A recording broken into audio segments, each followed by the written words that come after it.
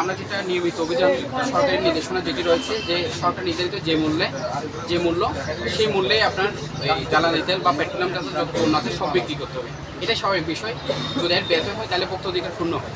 ভোক্তা অধিকার সংরক্ষণ আইন 2009-এর 40 ধারায় বলা আছে যে কেউ সরকার নির্ধারিত মূল্যের চেয়ে অধিকতর মূল্যে বিক্রি করতে পারবেন না।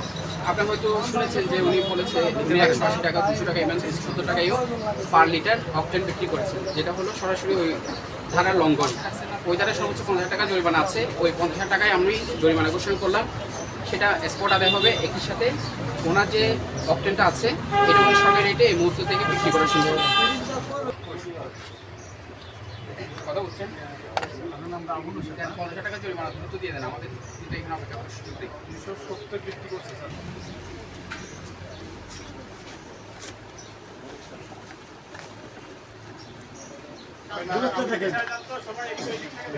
দেরি হয়ে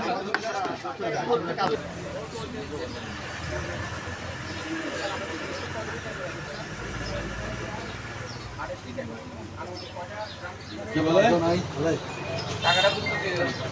প্রত্যেকটা নজর এখন নজরদারি করে রাখতে হবে, হ্যাঁ? কারণ নাহলে টাকা দ্রুত দেন, নাহলে কিন্তু মোটামুটি সতর্ক কথা বলে তো পারবে না।